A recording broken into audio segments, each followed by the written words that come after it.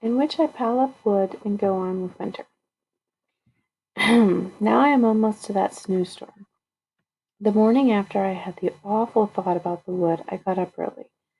I was glad to hear the nuthatches and chickadees. They gave me the feeling that I still had time to chop. They were bright, busy, and totally unworried about storms. I shouldered my axe and went out. I had used most of the wood around the Hemlock house, so I crossed to the top of the gorge.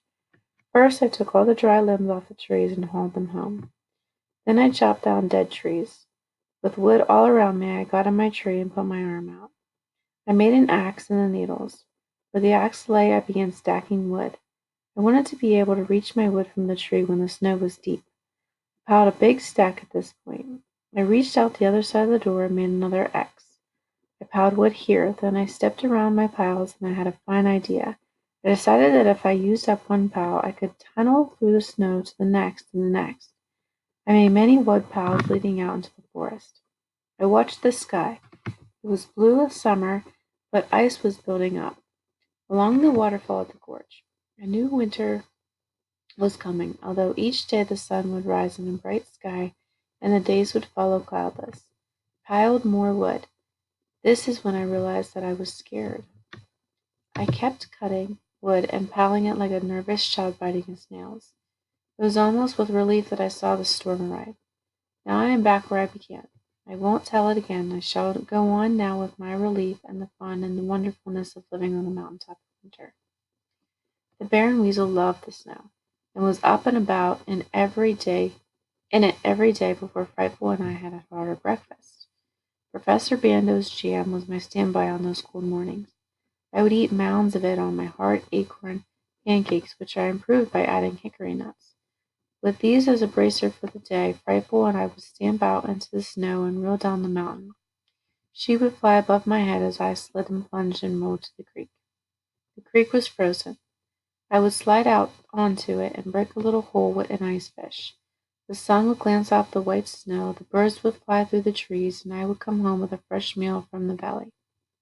I found there were still plants under the snow, and I would dig down and get teaberry leaves and wintergreen. I got this idea from the deer, who found a lot to eat under the snow.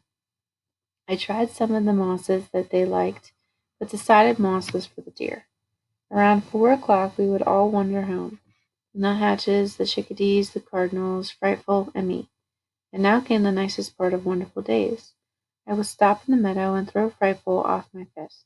She would wind into the sky and wait above me as I kicked the snow-bent grasses. A rabbit would pop up, or sometimes a pheasant. Out of the sky from a pinpoint of a thing would dive my beautiful falcon. And oh, she was beautiful when she made a strike. All power and beauty. On the ground she would cover her quarry. Her perfect feathers would stand up on her body and her wings would arch over the food. She never touched it until I came and picked her up. I would go home and feed her, then crawl into my tree room, light a little fire on my hearth, and Frightful and I would begin the winter evening.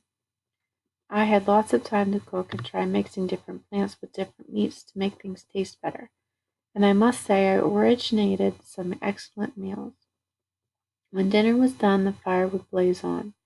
Frightful would sit on the footpost of the bed and preen and wipe her beak and shake. Just the fact that she was alive was a warming thing to know. I would look at her and wonder what made a bird and a boy a boy.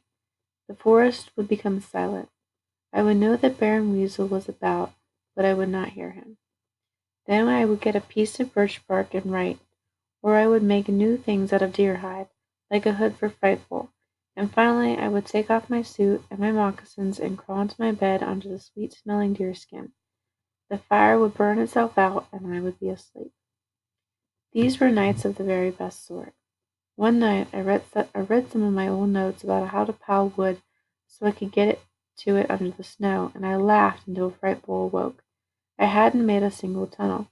I walked on the snow to get wood like the bear and weasel went for food, or the deer went for moss.